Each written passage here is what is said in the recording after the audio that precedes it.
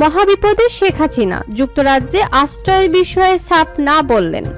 ছাত্র জনতার 23 দিনের দেশ কাঁপানো আন্দোলনের পতন হয় আওয়ামী লীগ সরকারের। ছাত্র জনতার অভ্যুত্থানের মুখে গত 5 আগস্ট রাষ্ট্রপতি মোহাম্মদ শাহাবুদ্দিনের কাছে প্রধানমন্ত্রীর পদ থেকে পদত্যাগপত্র জমা দেন শেখ হাসিনা। এরপর গণভবন থেকে হেলিকপ্টারে দেশ ছাড়েন। সে সময় তার সঙ্গে ছিলেন তার বোন শেখ রেহানা। বর্তমানে তিনি ভারতে রয়েছেন। শেখ হাসিনা যুক্তরাজ্যে রাজনৈতিক আশ্রয় গ্রহণের সম্ভাবনা নিয়ে গুঞ্জনের মধ্যে দেশটির ব্রিটিশ বাংলাদেশি সংসদ সদস্য রূপা হক বলেছেন, তার সরকারের এমন কোনো সিদ্ধান্ত নেওয়া সমীচীন হবে না। ব্রিটিশ সংবাদ মাধ্যম দ্য স্ট্যান্ডার্ডে এক নিবন্ধনে তিনি তার মত তুলে ধরেন। লেবার পার্টির সংসদ সদস্য রূপা হকের লেখাটি বৃহস্পতিবার দ্য স্ট্যান্ডার্ড প্রকাশ করে। তিনি লিখেছেন, বাংলাদেশ কতটা বিশৃঙ্খল ছিল তা নিয়ে গিয়েছিলেন জর্জ হ্যারিসন। গত সপ্তাহে তিনি আবার সঠিক প্রমাণিত হলেন। সাদ্দাম হোসেনের ক্ষমতাচ্যুতির মতো ঘটনার প্রতিফলন দেখা গেল। জাতির পিতার ভাস্কর্য গুঁড়িয়ে দেওয়া হলো, কুশপুতুল পোড়ানো হলো, যা ঢাকা থেকে টাওয়ার হ্যামলেট যুক্তরাজ্যের একটি পৌরসভা পর্যন্ত ছড়িয়ে পড়েছিল।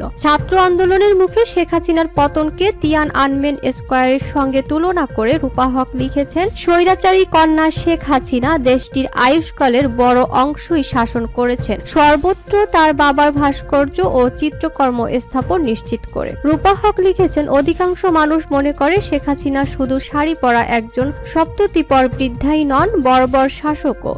সারা দেশে জ্বালাও পোড়াওয়ের মধ্যে তিনি ভারতে নির্বাসিত হন। 5 আগস্ট গণ আন্দোলনের মুখে দেশ ছেড়ে চলে যান শেখ হাসিনা, সেই সঙ্গে তার ছোট বোন শেখ রেহানা। সেই থেকে তারা ভারতেই রয়েছেন।